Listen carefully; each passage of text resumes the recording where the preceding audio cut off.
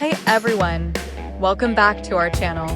I'm Jennifer and I'm here with my wonderful co-host, Elizabeth. How are you doing today, Elizabeth? Hi, Jennifer. I'm doing great, thanks. I'm really excited about today's topic because it's one that can really help our viewers take their English to the next level. Essential English expressions and idioms that will make you sound like a native speaker. Yes, this is going to be such a fun and practical lesson. Expressions and idioms are such a big part of how native speakers communicate, and they add so much color and personality to the language. But they can also be a bit tricky to understand and use correctly. That's right. Many of these expressions don't make sense if you try to translate them literally, so it's important to learn them in context. Today, we're going to break down some of the most common ones, explain what they mean, and show you how to use them. But before we get started, I just want to remind everyone to hit that subscribe button and ring the bell so you don't miss any of our upcoming videos. We're here to help you improve your English one step at a time. And if you've been enjoying our content, don't forget to give this video a thumbs up and share it with your friends. Your support really helps us keep creating these videos for you. So, Elizabeth, let's kick things off with one of my favorite expressions, break the ice. This is a phrase you might hear when someone is trying to make a situation less awkward, especially when meeting new people. For example, you might say, "Let's play a game to break the ice," at the beginning of a meeting or party. Yes, break the ice is such a useful expression. It's all about making people feel more comfortable and getting the conversation started. It's like breaking that initial barrier of silence or awkwardness. Exactly. And speaking of starting things off, another great expression is "the ball is in your court." This means it's your turn to take action or make a decision. For example, if you've made a suggestion and now it's up to the other person to decide, you might say, "The ball is in your court." I love that one. It's a great way to let someone know that the next move is theirs.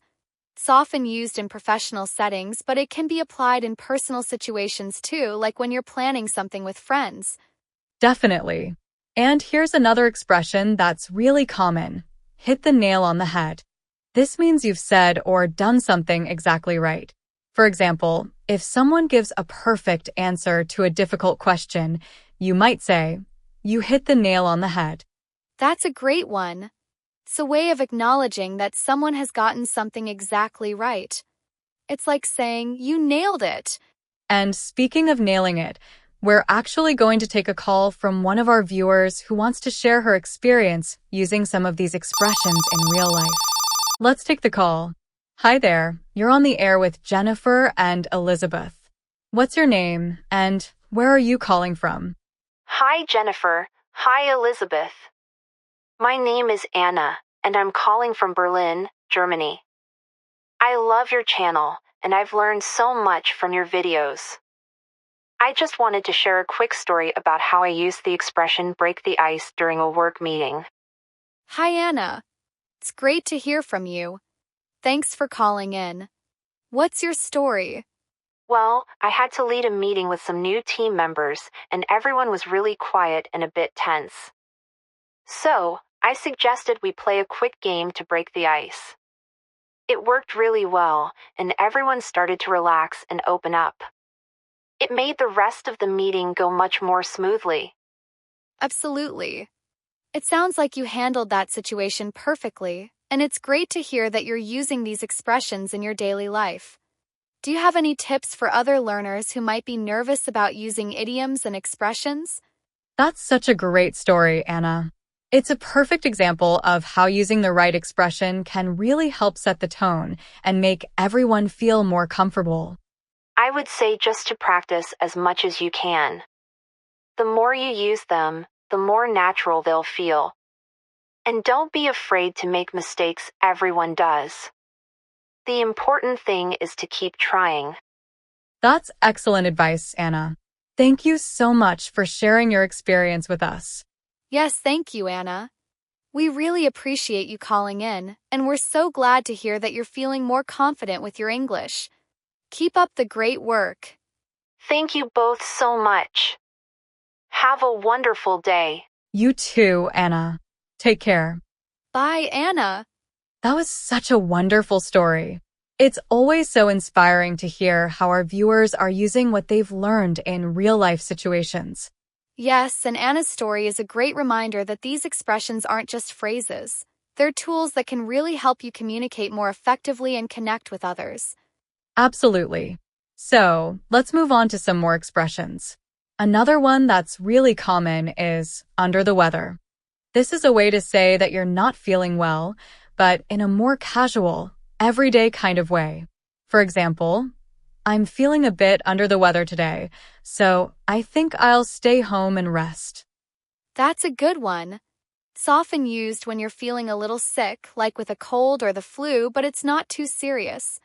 It's a polite way to explain why you might not be your usual self. And speaking of feeling off, another expression that's really useful is a blessing in disguise. This means something that seems bad or unfortunate at first, but ends up being a good thing in the long run. For example, losing that job was a blessing in disguise because it led me to a much better opportunity. I love that one. It's all about finding the silver lining in a difficult situation. It's a great way to stay positive even when things don't go as planned. Definitely. And speaking of silver linings, another related expression is every cloud has a silver lining. This is used to say that even in bad situations, there's usually something positive to be found if you look for it. Yes, it's a great reminder to stay optimistic and look for the good in every situation. Even when things seem tough, there's often something positive that can come out of it. Exactly. Now, let's talk about a phrase that's very useful in both personal and professional settings. Let's cross that bridge when we come to it. This means not to worry about a problem until it actually happens. For example, if someone is stressing about something that might go wrong in the future, you might say, let's cross that bridge when we come to it. That's such a practical expression. It helps keep the focus on the present and prevents unnecessary worry about things that may never happen. It's a great way to stay calm and take things one step at a time. Definitely. And another expression that's really useful, especially when you're talking about taking on challenges, is bite the bullet. This means to face something difficult or unpleasant with courage. For example, I know the exam is going to be tough, but I'll just have to bite the bullet and get through it. Yes, bite the bullet is all about being brave and getting through something tough, even if it's not easy. It's a way of encouraging yourself or others to push through difficult situations. Exactly. And another expression that's somewhat related is face the music. This means to accept the consequences of your actions, especially when they're not pleasant. For example, I made a mistake at work, and now I have to face the music. That's a great one, too. It's about taking responsibility and dealing with the outcome of your actions, even if it's uncomfortable. It's a phrase that emphasizes the importance of accountability. Absolutely. Now, here's an expression that's really useful when you're talking about someone who is very straightforward or blunt. Call a spade a spade. This means to speak honestly and directly, even if the truth is uncomfortable. For example, she's not afraid to call a spade, even if it ruffles some feathers. Yes, it's a way of saying that someone is very direct and doesn't sugarcoat things. It can be both a positive or a negative trait, depending on the situation. And speaking of being direct, another useful expression is cut to the chase. This means to get to the point quickly, without unnecessary details. For example, we don't have much time, so let's cut to the chase and discuss the main issue. That's a really handy phrase, especially in meetings or discussions where time is limited. It's a polite way to ask someone to be concise and focus on the most important points. Exactly. And now, let's talk about a phrase that's often used when you need to delay a decision or action. Put it on the back burner. This means to postpone something because it's not urgent or a priority right now. For example, let's put that project on the back burner until we finish the current one. That's a very practical expression. It's a way of acknowledging that something is important but not as urgent as other tasks, so it can be dealt with later. Absolutely. And another phrase that's really common is the tip of the iceberg. This means that what you're seeing or dealing with is just a small part of a much larger issue. For example, the complaints we've received are just the tip of the iceberg. There are probably many more issues we haven't uncovered yet. Yes, the tip of the iceberg is a great way to describe situations where there's more going on than meets the eye. It's a reminder that sometimes what you see is just a small part of a bigger picture. Exactly. And speaking of more than meets the eye, another expression that's really useful is don't judge a book by its cover. This means not to judge someone or something based solely on their appearance. For example, she may seem quiet, but don't judge a book by its cover. She's actually very outgoing once you get to know her.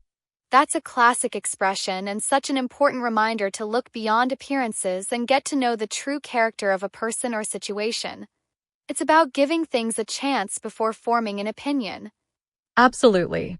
And here's another expression that's great for when you're talking about something that happens very rarely. Once in a blue moon. This means something that doesn't happen often. For example, I only see my old friends once in a blue moon, but it's always great to catch up. Yes, once in a blue moon is perfect for those rare occasions or events that don't happen very often. It's a fun way to describe something unusual or infrequent. Definitely. And another related phrase is when pigs fly. This is used to describe something that will never happen. For example, he'll apologize when pigs fly, meaning he'll never apologize. That's a fun one. It's a humorous way to express disbelief that something will ever occur. It's a light-hearted way to say that something is impossible. Exactly. And speaking of humorous expressions, here's another one. Kick the bucket. This is a slang term for dying, but it's used more as a humorous or informal way to talk about death. For example, he's got a bucket list of things to do before he kicks the bucket. Yes, it's definitely an informal phrase and should be used carefully depending on the context. It's often used in a lighter or more humorous way to discuss the concept of mortality. Absolutely. And here's another phrase that's really useful when talking about being very busy. Burning the candle at both ends. This means working too hard, often at the expense of your health. For example, she's been burning the candle at both ends with her job and schoolwork. That's a great way to describe someone who's overworked or exhausted from trying to do too much at once.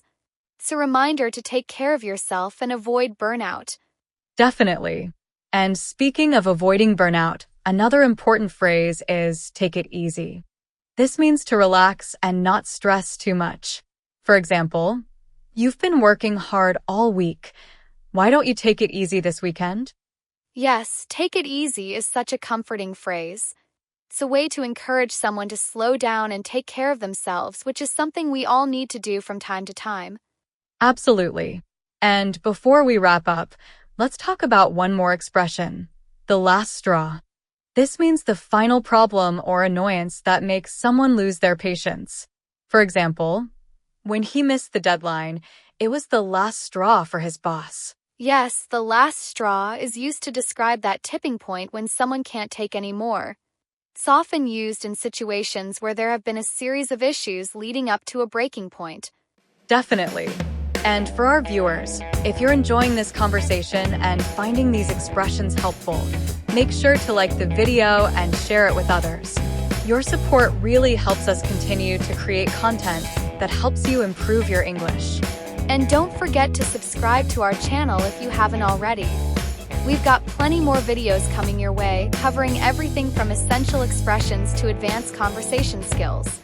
So, before we wrap up, let's do a quick recap of today's expressions.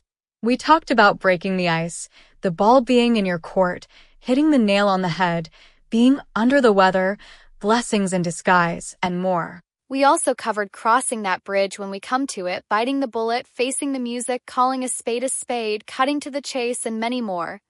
These are all expressions that can help you sound more natural and fluent in English. And most importantly, remember to practice these expressions in your daily conversations. The more you use them, the more natural they'll feel. Don't be afraid to incorporate them into your speech and see how they can enhance your communication. Thank you so much for joining us today. Keep practicing, keep learning, and have fun with these expressions. You'll be sounding like a native speaker in no time. We'll see you in the next video. Take care and happy learning. Bye for now.